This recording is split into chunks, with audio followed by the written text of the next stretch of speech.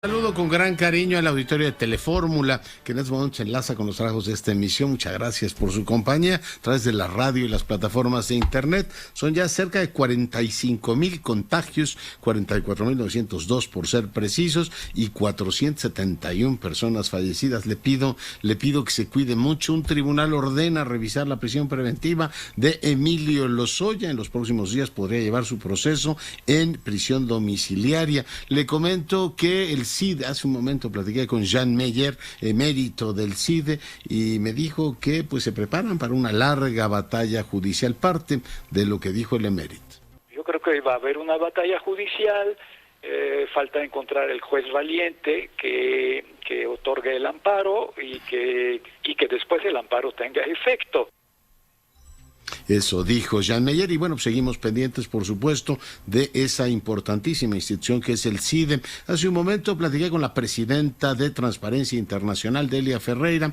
Hablamos del índice, de la clasificación de los países, y nos dijo cómo está México precisamente en esa clasificación. Parte de lo que dijo fue esto.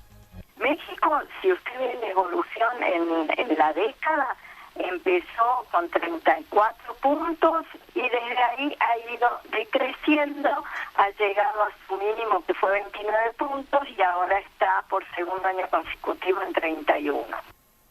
Estamos parados y bueno, pues en un lugar junto con Bolivia, en la parte más baja de la OCDE, nos decía María Marván, con quien también conversamos hace un momento. Fíjese que las embajadas de la Unión Europea, Noruega y Suiza condenan el asesinato de Lourdes Maldonado y dicen que no ha habido resultados hasta ahora en los anteriores. Periodistas en 50 ciudades se manifiestan por los asesinatos de tres colegas. En un momento más vamos a platicar con el relator para la libertad de expresión de la Comisión Interamericana de Derechos Humanos. No se pierda, por favor, esa conversación. Estados Unidos emitió una alerta de seguridad para quienes viajan a Quintana Roo ante los recientes hechos de inseguridad. El presidente hoy le dio un recargón, ciertamente pues muy visible, a Rogelio Jiménez Pons por los retrasos en las obras del Tren Maya. Escuche usted lo que dijo.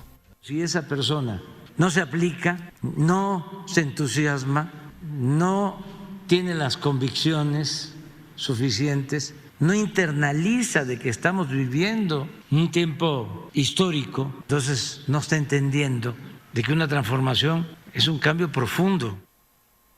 Qué fuerte, ¿no? Digo, pues ha trabajado al lado del presidente, ahora es su subsecretario, y tener que oír eso en la mañanera, que no te has comprometido, duro. El gobierno de Panamá dice, aunque no aclaró en qué sentido, que ya manifestó su postura respecto a la postulación de Pedro Salmerón. El FMI recortó su previsión de crecimiento económico para México de 4 a 2.8 para este año. El canciller de la República en Colombia pactan un mecanismo merced al cual haya una revisión previa de documentos y evitar que algunos colombianos que llegan a México se encuentren con trámites engorrosos o detenciones por parte de la autoridad migratoria en México. En más información, un tribunal de apelaciones de Estados Unidos confirma la cadena perpetua del narcotraficante Chapo Guzmán. En Honduras hay una presidenta y 2 congresos, lo cual ha ampliado efectivamente la sensación de crisis política que sigue viviendo aquel país centroamericano. Emmanuel Macron advirtió a Rusia que pagará un alto costo si invade Ucrania. Sigue la tensión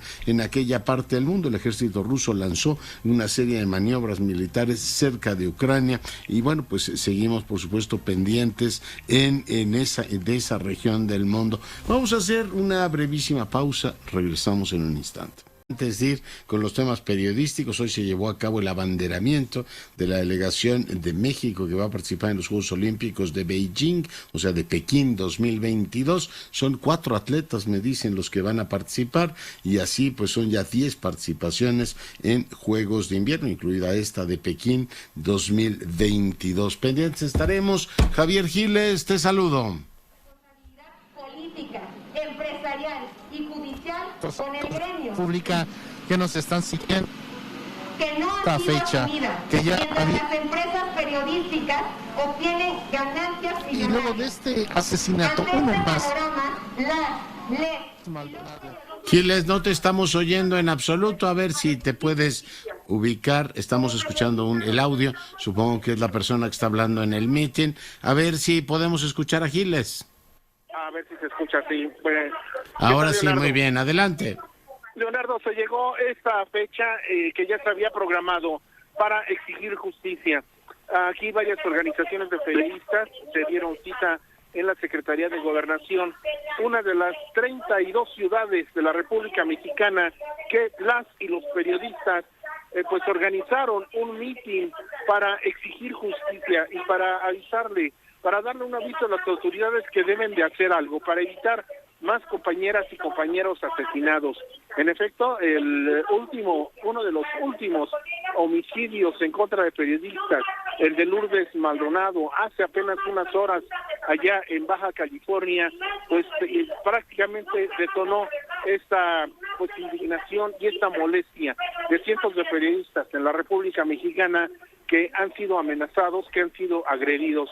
Según estas organizaciones de periodistas, 48 compañeras y compañeros han sido asesinados en los últimos años, 36 hombres y 12 mujeres, y muchos de ellos ya habían denunciado ante las autoridades estatales de aquellas entidades en donde el crimen organizado pues prácticamente ya ha sentado sus reales, habían denunciado ante las autoridades amenazas, habían recibido supuestamente protección, como el caso de los últimos periodistas asesinados y agredidos, y todo queda impuno. Apenas hace unos días, el subsecretario de Derechos Humanos de Gobernación, Alejandro Encinas, había mencionado que el 90% de las agresiones y asesinatos en contra de periodistas, pues quedan impunes, por lo que debería de reformar la ley de esta protección a periodistas para que las autoridades estatales se comprometan no solamente a evitar esos asesinatos,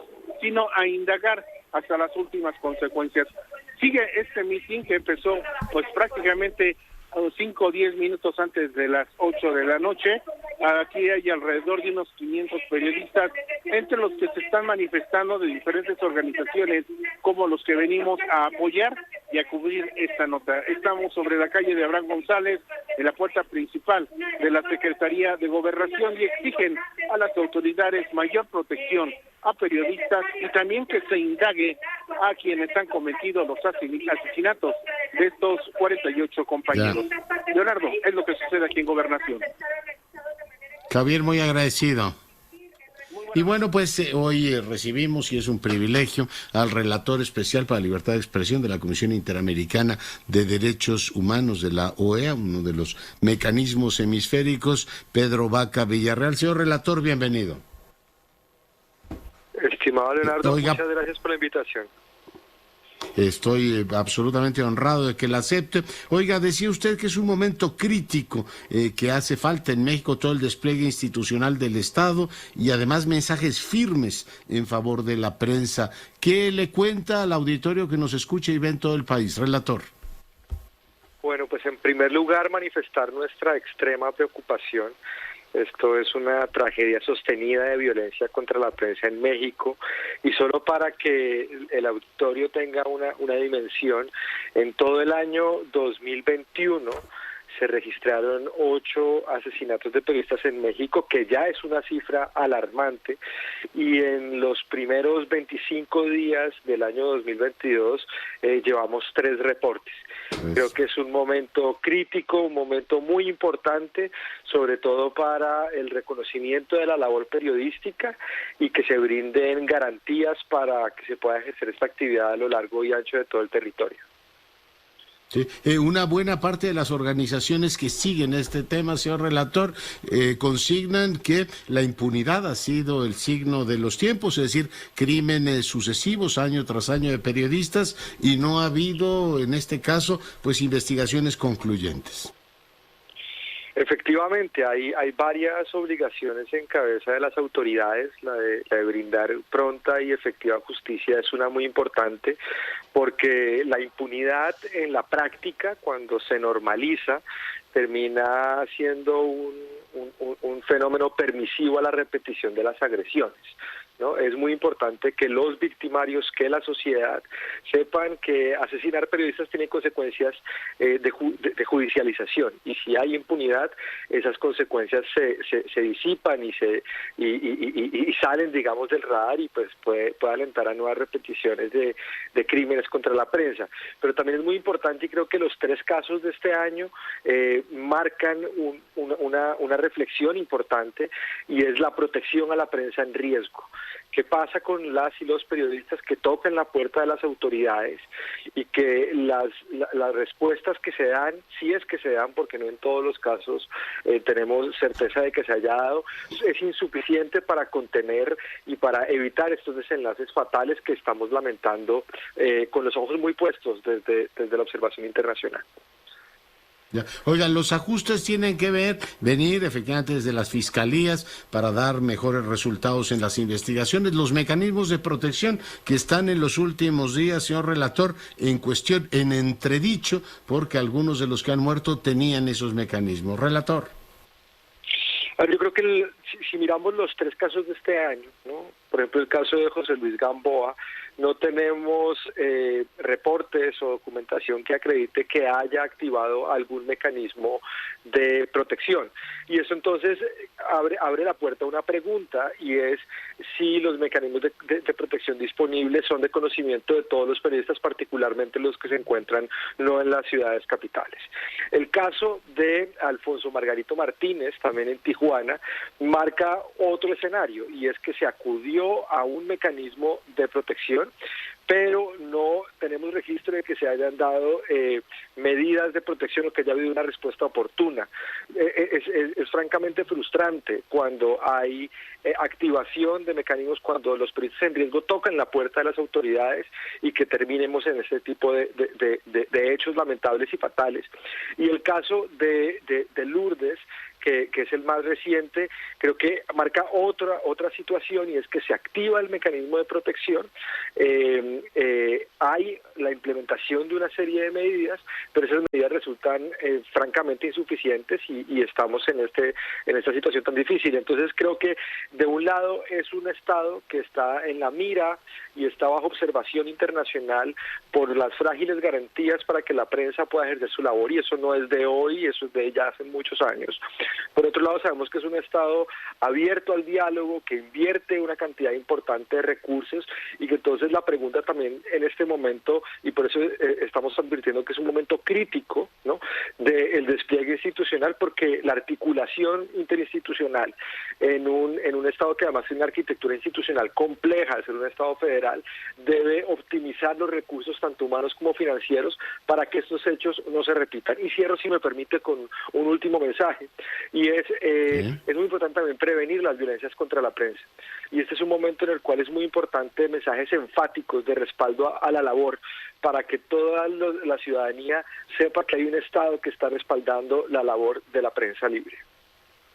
Yo creo que eso es un tema muy importante. Los entornos y los mensajes también cuentan para activar o para reducir la violencia, esta, digamos, estigmatización de algunos medios, separarlos entre quienes son favorables a ciertas tesis o no, desde el poder del Estado. ¿Es algo, relator, recomendable? La estigmatización a la prensa, el uso de etiquetas que puedan ser entendidas de forma estigmatizante, desde parlantes oficiales, sea por parte de autoridades nacionales o autoridades locales, es a la luz de los estándares interamericanos de libertad de expresión, crear un ambiente que puede llegar a ser permisivo con las violencias contra la prensa.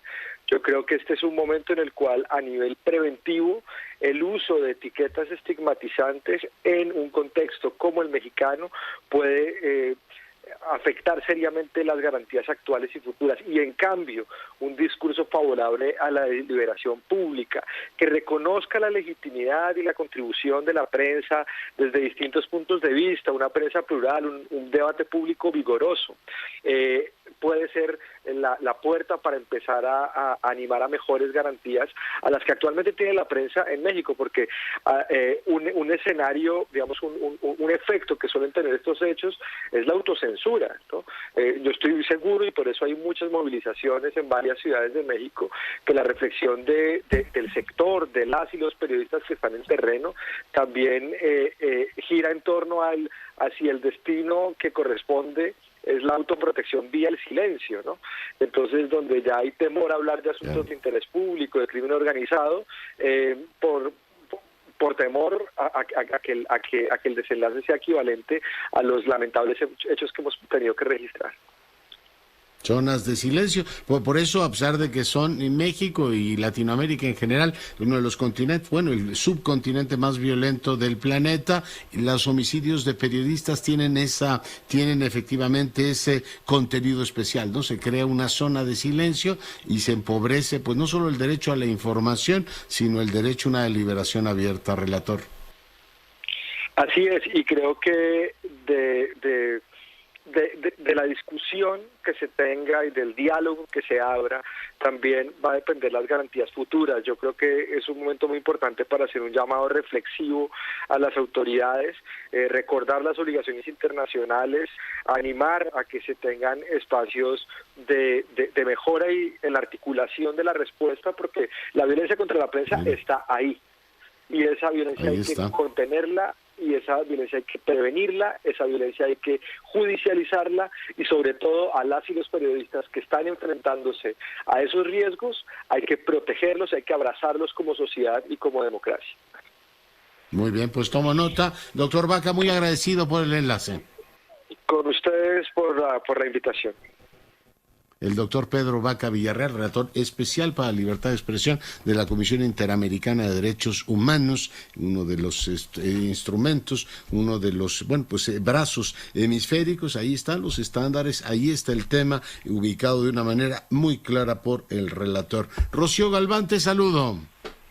¿Qué tal, Leonardo? Yo también te saludo con gusto. Mira, la cita fue a las 5 silenciosa hacia las instalaciones de la Fiscalía General de la República, la delegación de la Fiscalía General de la República aquí en Tijuana, en donde los representantes del gremio periodístico, reporteros, periodistas, también se solidarizaron con nosotros, periodistas de San Diego, vinieron a la marcha, Leonardo, y bueno, el pronunciamiento general en donde se llevaron mantas, también carteles, es justicia para Margarito y para Lourdes. Fue la demanda, se pidió a las autoridades que agilicen las investigaciones y pues también que se proteja la vida de los que integramos este gremio, porque pues estamos los justos. Eso es lo que puedo comentarte. El ambiente aquí en Tijuana es de mucho dolor, mucha consternación y también pues mucha incertidumbre, Leonardo, por todo lo que está pasando. Cómo no, 2 en un mes. Hace un instante, Rocío, platicábamos con el doctor Vaca, el relator de derecho de libertad de expresión, e insistía, es un momento crítico para el despliegue institucional del Estado y se requieren mensajes firmes en favor de la prensa, ¿no? Y bueno, pues vamos a ver si hay o no esta reacción. La gente está indignada. Rocío, cuídate. Gracias, Leonardo. Hasta pronto. Gracias. Bueno, pues ahí tiene usted los mensajes. Si usted nos acaba de sintonizar, pues hemos tenido 45,000 nuevos contagios. Elton John, por cierto, dio positivo, no aquí en México, pero a nivel global. Y regreso contigo, Maru Rojas, adelante. Y donde sí tendría que haber actuación, pues ni siquiera se mencionó el tema. El discurso de la 4T, doctor, permea organismos supuestamente autónomos. Este día, última sesión de la permanente, y a distancia la Comisionada Nacional de Derechos Humanos, Rosario Piedra Ibarra, presenta su informe anual de labores. Ya no son las millonarias cifras de recomendaciones resueltas por la CNDH. Cambió la CNDH 2021, año en que se puso al servicio del pueblo. Solo 155 recomendaciones emitidas de un organismo que el COVID no detuvo. La CNDH no es enemiga de nadie. Dijo su titular que urge crear la cultura de los derechos humanos que poco se conocen, que implican estos derechos y por supuesto menos se conoce cómo aplicar su defensa. Por ello el organismo a su cargo va a gastar en una amplia campaña para que la gente asuma como sujetos de derecho, que la gente sepa cuáles son operativos para atender observaciones, recomendaciones y que hoy trabaja en las recomendaciones que a ella le interesan. en las pendientes de la guerra sucia ingresadas, olvidadas el siglo pasado. Así lo dijo Piedra Ibarra. Pero sí que estamos entrando a otra etapa y que de 2018 a la fecha las quejas contra el ejército no se han disparado de manera notoria. Lo que es más, acusan una tendencia a la baja con un promedio de 400 quejas por año, y si queremos que siga a la baja es mucho el trabajo que tenemos que hacer. Hace 2 años que la violencia a los derechos humanos en México no puede ser tarea solo de la CNDH, y mucho menos que se pueda resolver aisladamente.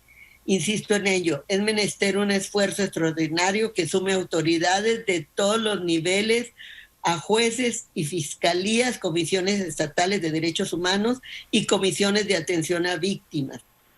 Y de esas joyas de sabiduría que dan los diputados que con declaraciones buscan el reflector en el día de las manifestaciones nacionales por muertes de periodistas, Gerardo Fernández Noroña lamenta que en Jalisco la policía mató a una persona por no usar cubrebocas, que el no usarlo es un derecho, como el derecho también a no acudir a vacunarse. Esto es lo que fomenta el petista. Desde nuestro punto de vista se trata de cumplir con la ley y de aplicar la reforma laboral. Seguiremos trabajando con las autoridades para convencerlas de nuestras razones, para encontrar vías de cumplimiento de la recomendación que por otro lado hicimos porque había razones para hacerla. De hecho, estamos dialogando con la Secretaría del Trabajo, lo seguiremos haciendo y estoy segura de que juntos encontraremos la mejor solución en supremo interés de las y los trabajadores de Notimex. Y ahora sí lo que dijo Gerardo Fernández Noroña.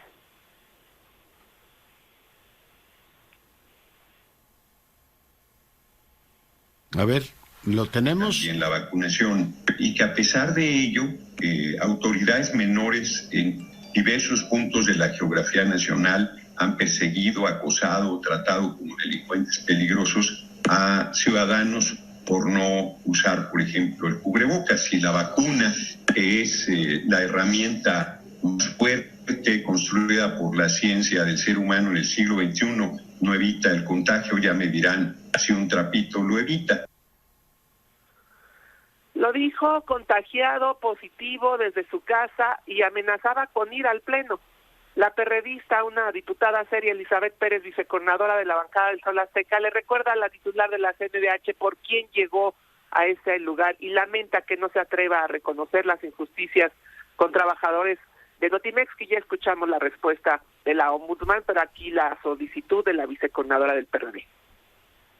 La ausencia de probidad con la que dirige la comisión es más que evidente. Producto de su cuestionado nombramiento, la mitad de las personas que conformaban el Consejo Consultivo renunciaron en protesta. No lo olvidamos. Además, tampoco olvidamos su imposición de John Ackerman como parte del comité técnico que nombraría a los nuevos consejeros del INE, lo que podemos señalar como el primer intento de muchos por subyugar al árbitro electoral. Sin duda, su encargo se lo debe al señor presidente y en consecuencia hace lo que a él le conviene. ¿De qué lado está y cómo se conducirá la Comisión Nacional de Derechos Humanos respecto de los 705 días que lleva la huelga del sindicato de Notimex, puesto que han violentado todos los derechos de los trabajadores, incluyendo su despido, producto del influyentismo y el pleito que fomenta Notimex entre trabajadores? Rosario Ibarra cumplió el requisito de presentar su informe, advirtió que la comisión a su cargo no atrae ningún caso por capricho o presión de nadie. La titular del organismo también sostuvo que sobre el asunto del bebé exhumado de un panteón en Iztapalapa hallado en el penal de San Miguel en Puebla no se ha presentado queja alguna hasta ahora, como no se han presentado por muchos casos más hoy en la agenda, como el asesinato de periodistas, que como pues ya si se peleó con si se pelearon con el de Puebla por ver a quién le tocaba. Es increíble, mi querida Maru. Pues te agradezco muchísimo la crónica, cuídate mucho. Buenas noches. Dios. Y bueno, pues ahí lo tiene, verdaderamente, bueno, pues uno de los saldos negativos de esta cuarta transformación es este sometimiento de la comisión a los intereses de un partido político. Y bueno, pues cuando no tienes órganos de Estado, pues tienes estas situaciones de falta de, digamos, autonomía para ver lo que está ocurriendo en el país. Lo dejo ahí. Saludo a Edna Jaime, la directora de México Evalúa. Mi querida doctora, ¿cómo estás? Hola, Leonardo. Pues muy buenas noches. No te puedo decir que estoy bien. Estoy muy preocupada, estoy muy triste, muy triste. Me ha pegado muy duro el asesinato de Lourdes Maldonado. 148 periodistas, comunicadores asesinados desde el 2000, Leonardo. 3 en lo que van de este año, 2 en Tijuana, en casi una semana. Sí. Y a esto se suma, Leonardo, pues asesinato de defensores de derechos humanos, de defensores del medio ambiente, de activistas medioambientales, de candidatos a la presidencia, de autoridades en funciones y de pues más de 33,000 mexicanos que mueren al año, Leonardo, que no tenemos sus nombres, pero que están ahí, pues engrosando la estadística sin que nos mueva. Y yo creo que debe haber puntos de inflexión, estos momentos donde las sociedades se simbran para pues tratar de resolver problemas profundísimos. A mí me parece, Leonardo, creo que este país no puede seguir adelante teniendo la violencia que tiene y teniendo la impunidad que tiene. Creo que deberíamos de tener una agenda en primerísimo lugar. Debería ser prioritario, pues tratar de entender qué es lo que lleva a la debilidad del Estado mexicano, que lo hace inútil. El Estado está para proteger nuestras vidas y es completamente inútil. No solamente es inútil, Leonardo, en algunos casos es el perpetrador. Entonces, Leonardo, lo que te puedo decir es que pues hay que trabajar, hay que indignarnos. Creo que el sentimiento de la indignación es muy humano y ojalá y que mostremos esa humanidad y hay que hacer cosas. Desde México Evalúa tenemos este año y créeme, Leonardo, que con estos hechos pues no podemos más que reforzar la convicción de que tenemos que cambiar, tenemos que lograr transformaciones profundas. Tú sabes que tenemos años trabajando en el tema de la justicia penal.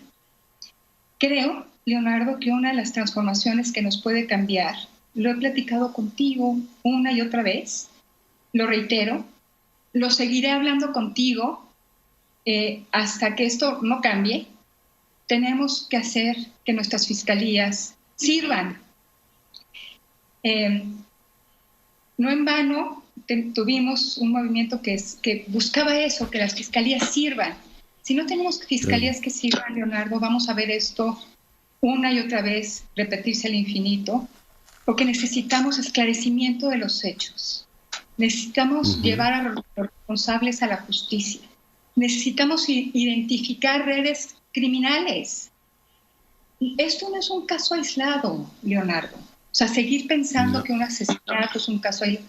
Son fenómenos criminales que deben ser tratados como tales. Necesitamos fiscalías que tengan esa capacidad de identificar redes criminales donde vamos a encontrar criminales de cuello blanco, crimen organizado, autoridades públicas. Esto es bien complejo. Por eso estamos como estamos. Necesitamos fiscalías que tengan esas capacidades. Autonomía en la investigación, Leonardo. Fiscales, ministerios públicos que puedan estar aislados de la presión política. Necesitamos profesionalizar a quienes hacen la investigación. Necesitamos detectives. Se ha hablado mucho de la policía de investigación. Ahí está el meollo. Ahí está el meollo. Gente capaz, tener peritos, Leonardo. Esas capacidades para poder identificar, eres tú, y te voy a confrontar con la justicia. Y vas a tener una sanción y un castigo porque has matado a un periodista. Y el periodista es el que informa, el que hace conocer la verdad al ciudadano. Es un eslabón fundamental en la rendición de cuentas, en la libertad de expresión. Sí. Por eso, porque matas a alguien que genera valor en esta sociedad, vas a confrontar la justicia y vas a ser sancionado. Mientras no podamos hacer eso, Leonardo, matar es lo más barato. Sí, no, claro, y no hay ninguna consecuencia. Pues mi querida Edna, te agradezco mucho tu comentario y te mando un gran abrazo. Igual yo a ti, Leonardo. Un gran abrazo. Edna Jaime, la directora de México Evalúa, para fortuna nuestra, todas las semanas en este espacio. Hacemos una breve pausa, regresamos. Vamos que el rector de la Universidad Nacional Autónoma de México, el doctor Graue, nombró a la escritora Rosa Beltrán coordinadora de difusión cultural. Ella pues ha escrito varios libros, Amores que matan, La corte de los celosos, Radicales, es autora de una inmensa obra literaria, es miembro de la Academia de Lengua y ahora es la coordinadora de difusión cultural. Coordinadora, bienvenida. Muchas gracias, Leonardo. Me encanta estar con tu auditorio, con los que te ven y contigo. Nos da mucho gusto tenerla con nosotros. ¿Qué prioridades tiene ahora en esta importante función que le ha encomendado la universidad? Mira, por una parte he tenido el privilegio de trabajar durante varios años en la gestión cultural, de difusión cultural, así que conozco muy bien cuáles han sido las acciones, las tareas que se han emprendido estos años. Así que uno de los ejes será consolidar esos proyectos, llevarlos a buen término. Me parece que hay muchos de los avances que se lograron durante la gestión del doctor Jorge Volpi que hay que continuar. Pero por otra parte hay otro eje que yo resumiría en 2 palabras y que voy a presentar de manera más pormenorizada en mi plan de trabajo, y que son post-pandemia y post-patriarcado. Ya sé que la segunda hace ruido, así que antes de que levante tanto, déjame decirte cuente. Detrás de mi proyecto está la idea de la inclusión, de la diversidad, de captar las distintas voces y hacer, como siempre sucede en el ámbito universitario, particularmente en la universidad, que dialoguen, que conversen, que haya un lugar, digamos, desde donde se pueda conseguir no la confrontación, la conciliación. Yo creo, Leonardo, que vivimos una época enormemente difícil, en parte también por la pandemia, pero difícil en otro sentido. Estamos enfrentados todos los días a discursos confrontadores. Aquí y en el resto del mundo. La violencia no solamente se ejerce en los espacios, también en los diálogos discursivos. Habitamos también historias y narrativas. Y a mí me parece que la universidad es el lugar que concita, pero también que puede conciliar estas diferencias y estos intereses y hacer que esta diversidad de voces se escuchen como una voz, como cuando atendemos a la naturaleza, y ese es el concierto que estamos teniendo. Es decir, que se expresen todas las comunidades sexogenéricas, que se expresen las distintas ideas para cuestionar el patriarcado. El machismo no es privativo de los hombres, es una cultura milenaria que arrastramos por años, pero la cultura es el lugar idóneo para tener esta discusión. Basta con citarte algunas películas de la época de oro del cine nacional para que puedas traer a cuento cuáles son estos valores machistas, ¿no?, que han definido nuestra identidad, más allá de los valores estéticos que tenga esta tradición. Pero lo mismo ocurre en la literatura, en la danza, etcétera. Por otra parte, pospandemia es una palabra clave porque dependerá de esta gestión cómo se hace el regreso a la universidad, el regreso presencial. Tenemos 2 años desmarcándonos de los demás, además de manera voluntaria en muchos casos cuando se ha podido por razones de salud. Este es el momento de regresar, de volver a encontrarnos con los otros, de reconocernos en esos otros, pero también de habitar estos espacios, no solo del centro cultural, de llevar lo que hacemos en el centro cultural a CCHs, a prepas, a la Escuela de Artes Plásticas, a las facultades. Este es mi proyecto, este es mi propósito. Oye, sigue siendo coordinadora un desafío para la comunidad artística en general, el tema de cómo garantizar que en teatros, por ejemplo, las orquestas y por supuesto el público puedan presenciar y disfrutar de un concierto, de una ópera, de un ballet, lo que se trate, con digamos, todas las garantías sanitarias. En ese tema, ¿qué tiene pensado? Supongo que trabajará, la UNAM también tiene una amplia experiencia en este tema, con arquitectos, tener teatros mejor ventilados. Entonces, creo que es déjeme decirlo de una manera bastante coloquial, un paquetote, coordinadora. Claro que sí, porque además no somos nosotros al 100% quienes estamos decidiendo este regreso. Las leyes de Omicron están por encima de nosotros en este momento. Esperamos que sea el fin de la pandemia, en efecto. Y mira, hemos tomado nuevas medidas sanitarias, además de las que existían. Estamos aplicando los protocolos y estamos alerta para saber cómo y cuándo se hará ese regreso. Por ejemplo, ¿cuándo volvemos a la temporada de conciertos de la UFUNAM? ¿Cuál es el momento idóneo? ¿Cómo la extrañamos? Exacto, todos queremos volver. Las actividades al aire libre se están llevando a cabo. También están abiertos los museos, el MOAC, que tiene interesantes exposiciones. Se han llevado a cabo obras de teatro, pero todo esto en esos espacios que ofrecen una garantía casi total. Ahora, los aforos que vamos a tener dentro de los recintos van a estar muy restringidos al principio y sí, esto va a depender de ir viendo cómo se va a desarrollar la pandemia y en su caso, y ojalá y sea así, cómo vamos a terminar con ella, ¿no? Cómo se va a terminar y cómo volveremos. La cultura es una de las misiones importantes, igual que la investigación, igual que la docencia de la Universidad de la Nación. Por tanto, a partir de su oficina, a partir de la coordinación, hay un mensaje al país completo, coordinadora. Pues ese mensaje sería justamente aprender las lecciones que nos dejó la pandemia.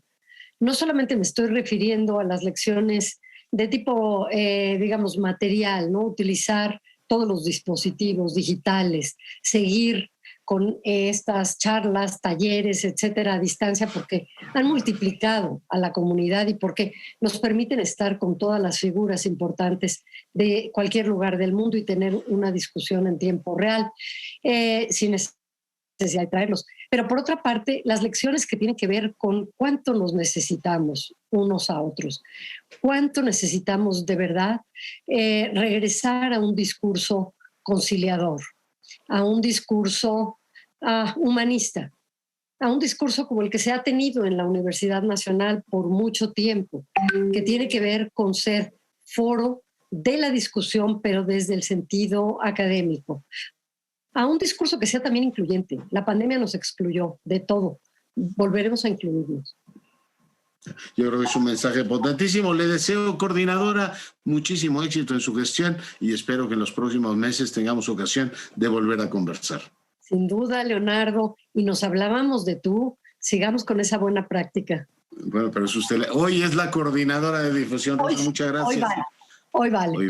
Gracias. La coordinadora de difusión cultural. Bueno, pues ahí tiene el día de hoy. Usted sabe que la Universidad de la Nación tiene, entre otras, sus misiones, esto de la difusión de la cultura. En mucho sentido, la difusión de la cultura que hace la UNAM, orquestas, coros, en fin, no me extiendo en toda la cantidad de cosas que hace, le han dado a este país una textura diferente. Así es que es una posición estratégica en la vida, en la forma en que este país se ve y se recrea a sí mismo, la que ahora el rector le ha encomendado a Rosa Beltrán. Jenny Valencia, te saludo. Hola, ¿qué tal, Leonardo? Muy buenas noches. Te comento que el Fondo Monetario Internacional recortó el pronóstico de crecimiento económico de México para este año de 4 a 2.8%. Explicó que esta disminución se debe a la reducción en el poder adquisitivo de la población por los niveles elevados de la inflación e incremento de precios, una lenta demanda externa y un debilitamiento de las exportaciones hacia Estados Unidos. El organismo internacional estimó para 2023 que la economía mexicana crecerá 2.7%. Al presentar el Fondo Monetario Internacional actualización de sus perspectivas económicas globales correspondientes a enero de este año, resaltó que debido a los efectos de la variante Omicron también redujo medio punto porcentual, Leonardo, su estimación del PIB mundial para este año al establecerlo ahora en 4.4% y para 2023 la inflación se mantenga alta a nivel mundial en el corto plazo y que promedie un 3.9% en las economías avanzadas y un 5.9% en los mercados emergentes y las naciones en desarrollo durante este año 2022. Es el reporte, Leonardo. Muchas gracias. Y bueno, pues seguimos con la información. Hoy en Tabasco se puso la primera piedra de una planta de reciclaje de PET, pero vamos a enlazarnos con el director general de Coca-Cola FEMSA, John Santamaría. Señor director, ¿cómo estás? Buenas noches. Muy buenas noches, Leonardo. Muchas gracias por brindarme este espacio en tu programa y un saludo a toda tu audiencia. Un saludo. ¿Hay algo más emocionante que poner una primera piedra, John? Pues pones la segunda, la tercera, la cuarta y la quinta. Pero realmente... Y ver terminada la planta, creo. Sí, claro, por supuesto. Pero mira, realmente estamos muy felices hoy porque hoy pusimos la primera piedra que será un gran proyecto para el progreso del estado de Tabasco, de la región del sureste y del país. Porque se trata de la primera piedra para nuestra planta de reciclaje Planeta, que es Planta Ecológica de Tabasco. ¿Okay? Y para este proyecto, Leonardo, estamos realizando una inversión conjuntamente con nuestro socio estratégico Alpla de más de $60 millones. Y te comento que esta planta tendrá la mejor tecnología, pero se trata para el procesamiento de PET, las botellas de plástico, para procesarlos de PET grado para poder sacar PET grado alimenticio, y tendrá una capacidad de 50.000 toneladas, ¿okay? Para poder procesar PET, para poder reciclar a botellas de 35.000 toneladas. Entonces, oye, si tú ves, y se ve poco tal vez, pero nosotros usamos en México 100.000 toneladas de PET. Entonces estamos instalando una capacidad de como 35% de toda la producción de botellas que tenemos ahí en Tabasco. No está mal, y es una de las más grandes en América Latina. El tema del reciclado es un compromiso, igual que la responsabilidad ambiental de la compañía, John. Sí, claro, nosotros tenemos sostenibilidad en todo lo que hacemos y todo lo que estamos marcando en nuestras decisiones. Porque no solamente es nuestro deber crear bienestar económico, pero también crear beneficio social y beneficio ecológico para el planeta. Y más que nunca estamos teniendo, las decisiones que estamos tomando tienen en su fondo la sostenibilidad.